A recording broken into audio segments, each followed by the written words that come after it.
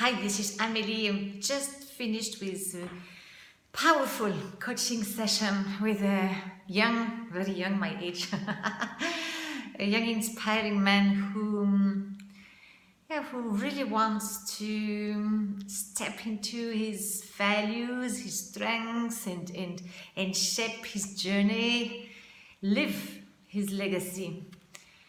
You know, in these moments of life where you have the feeling, we've all experienced where it seems that all the doors are closed and then we can suddenly find the key, where everything seems a disaster and the disaster just happens in all the areas of our lives at the same time. Then we're able to look for the opportunity when we can see the light in the pain. And it was very interesting because our final conclusion, both of us, so a little more than breakthrough, I would say, reminder, because we all know it, was that at the end, the power, the real power, is in the power of choice. And this power of choice, we all have it in our lives, in our businesses, and in the world of choosing to be, choosing to do, choosing to think. This week, I actually thought, last week, quite a lot about the choice. Have you noticed that when we think about choice, choosing, we very easily going to think about why does he do that? Why did she say that? Why people do choose to do or to say this or that? But when it's about us, we don't reflect that much about, why do I make the choice? Or is that the choice really, I think it's the best choice I could make in this situation?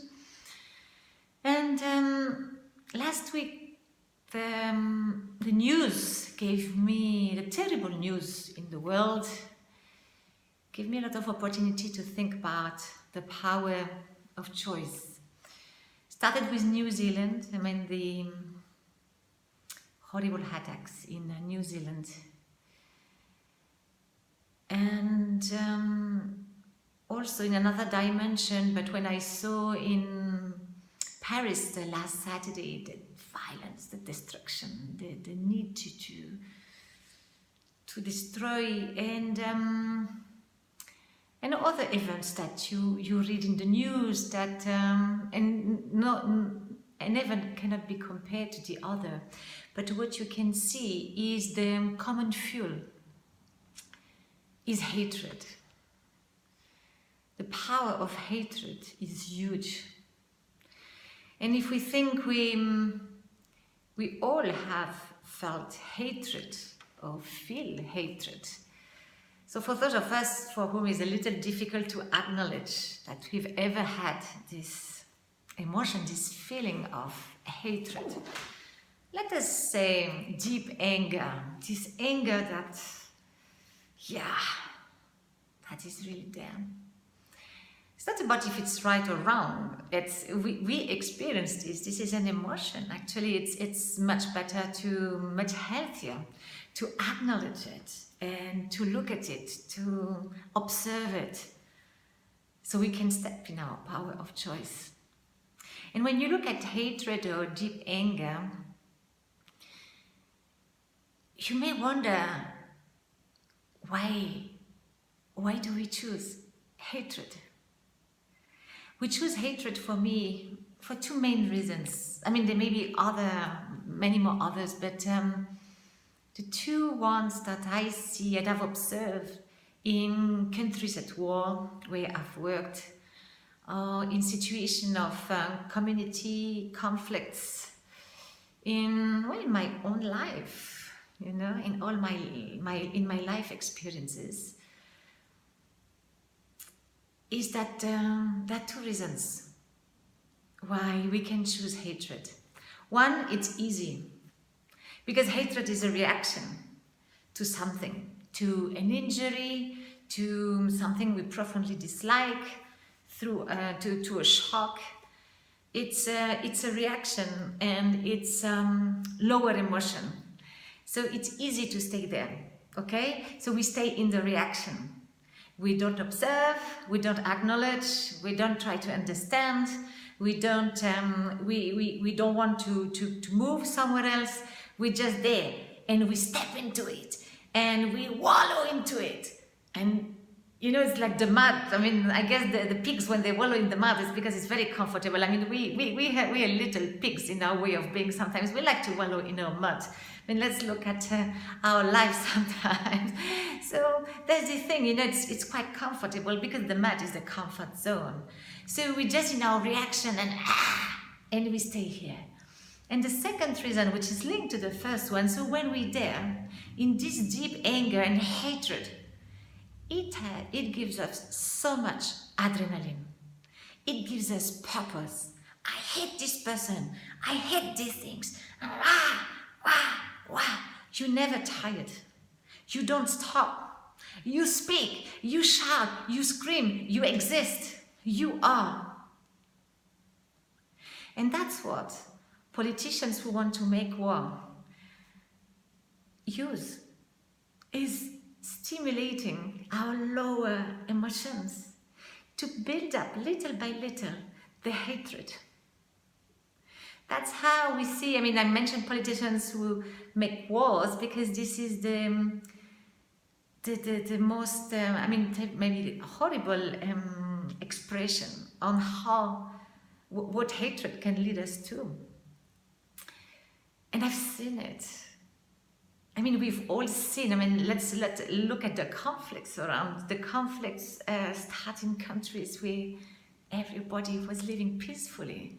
Then as a number of events are manipulated and communicated about in a way that we stimulate the first reaction to the events. And yeah, it's normal, we feel angry, we can even feel this deep anger that leads to hatred. We're human beings, okay? But then we make people stay there and wallow in this mud because this becomes fire. And then we can use it. So sometimes, as we saw in the event of last week, it's one person, visibly it seems, who decides to, it can be a group of persons, but it's this hatred gives this adrenaline. So my reflection is that actually there's something easier in something that gives more adrenaline and more purpose than hatred. And this is the power of choice. The power of choice gives you the ultimate power of deciding who you are, what you do, and how you want to show and to step into your life. So yes, we cannot change people, we cannot change circumstances, but we observe and think of these moments in your life where you have decided to work on yourself, to pass from this lower emotion to something a little more, to a second level, where you have made this effort to choose to step back, to think, to reflect, and to find a common ground. In these moments where you had to react towards, for example, a political decision of this person who you have not voted, but instead of getting into, I don't like, I didn't vote, you just looked at the situation and you took responsibility for your life, for your actions, for your thoughts, and just decided to change perspective. This power has the same effect than hatred, in the sense of the adrenaline that it gives you. Because in the morning you wake up and you're very angry at someone and you're going to go for this person and you're going to break this and you're going to do this and you're going to complain about this and this. But at the end, it's negative energy. And the day of this person or this circumstance changes. You have to find another one. But the power of choice is for lifetime. the morning when you wake up and you make, what is the choice I make today? What is the choice? Yes, I'm in a disaster. Okay, what is the choice I make? Where is the opportunity? What's great about this? What is disaster breaking that I don't want anymore in my life that I can build on? My life is beautiful, and it's the typical phase of my life where I feel balance and living in abundance, where I've created what I wanted. Awesome. What is the choice I make? What is the next level I'm going to do? Or just am I going to enjoy, to appreciate, to acknowledge today? What's the choice I'm making? What is the energy I'm going to create today? How does it feel? Just to step in. Just think of these days when you wake up with this deep anger. Yes, it gives you fuel, but how do you feel at the end? When you choose to step into your choice, into your power of choice, how's the energy for the rest of the day? For the rest, how is the energy of people around you? How is the energy of the circumstances that you thought could not change? What is starting to shift? Maya Angelou, the American poet, used to say hatred is a very common thing, but has never solved any problem in the world. I mean, there's no demonstration that hatred can solve anything. On the contrary, I think it's demonstrated that the more hatred and anger we keep in us, not only it produces this unhappiness, but it's also making us sick physically. But when we have the power of choice, we choose to smile, to see the opportunity, also to acknowledge, yes, that's how I'm feeling angry right now. And let me choose to go from my lower emotion to something a little higher. I would like to read a quote from Pema Chodron, this Buddhist nun. Let me read it to you. Every day, we can think about the aggression in the world, everywhere. All over the world, everybody always strikes out at the enemy, and the pain escalates forever. Every day, we could reflect on this and ask ourselves, am I going to add to the aggression in the world? Every day, at the moment when things get edgy, we can just ask ourselves, am I going to practice war, or am I going to war? Now, am I going to practice peace, or am I going to war? Yeah? We can just ask ourselves, am I going to practice peace, or am I going to war? I have a nice story about this quote.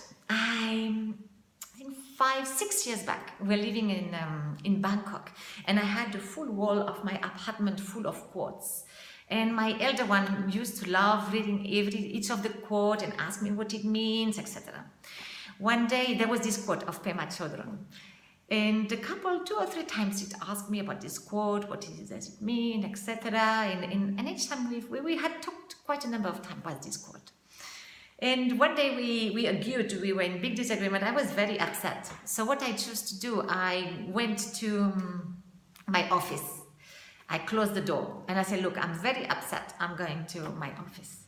And after maybe 5-10 minutes, I see under the door a piece of paper going through. I thought he had maybe drawn something and a nice flower or something saying, Mommy, this, that. And then what was the paper? He had taken the quote from the wall and he had passed it under the door, reminding me, what is the choice I am making today? So my invitation for you, for myself, for us this week is, what are the choices? What are the choices? What is the choice we make today, in this moment, in the decision we make, in the reaction we have? And not only we're going to ask this question, but I want that each time we make the choice consciously. I want that we celebrate it and that we acknowledge it, we appreciate, and then we step into this power, the power of choice.